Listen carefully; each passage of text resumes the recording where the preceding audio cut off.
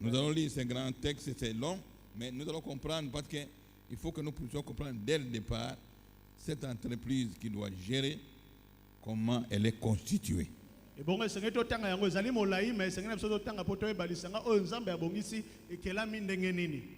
Je vais lire dans le livre d'Éphésiens, chapitre 5, le verset 22 et le verset 23.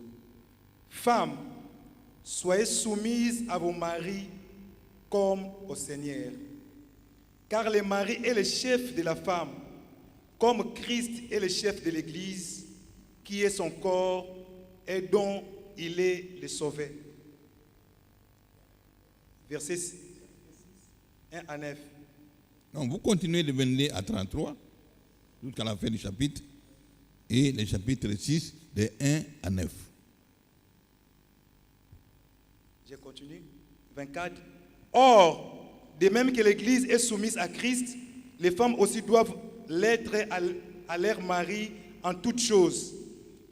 Marie, aimez vos femmes comme Christ a aimé l'Église et s'est livré lui-même pour elle, afin de la sanctifier par la parole, après l'avoir purifiée par le baptême d'eau, afin de faire paraître devant lui cette Église glorieuse, sans tache, ni ride, ni rien de semblable, mais saine et irrépréhensible.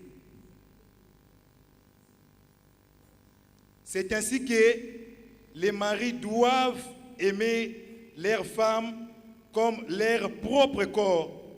Celui qui aime sa femme s'aime lui-même, car jamais personne n'a haï sa propre chair, mais il la nourrit,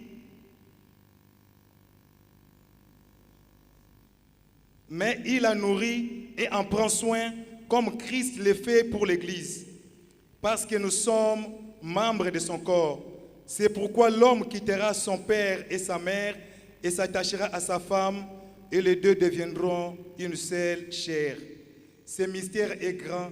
J'ai dit cela par rapport à Christ et à l'Église. Du reste, que chacun de vous aime sa femme comme lui-même et que la femme respecte son mari.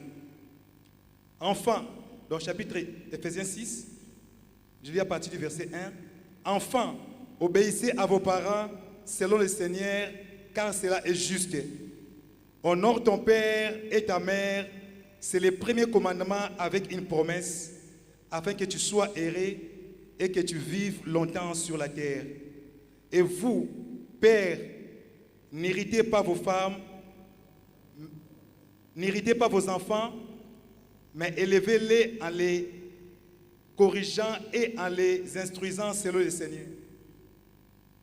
Serviteurs, obéissez à vos maîtres selon la chair, avec crainte et tremblement, dans la simplicité de votre cœur, comme à Christ.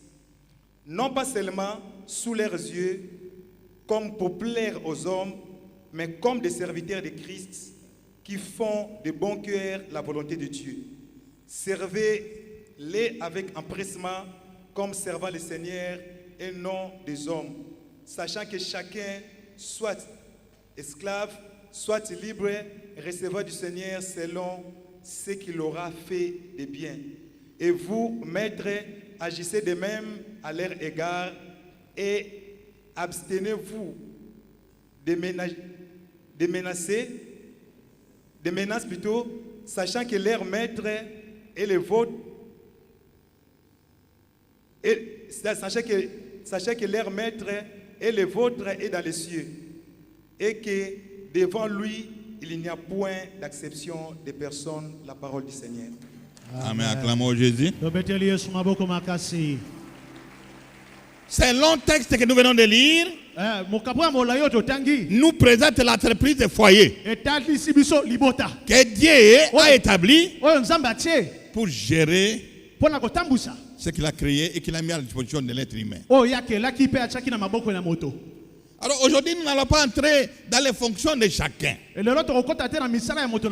Aujourd'hui, nous allons nous limiter seulement à la composition seulement. Et nous allons montrer comment cette composition a été altérée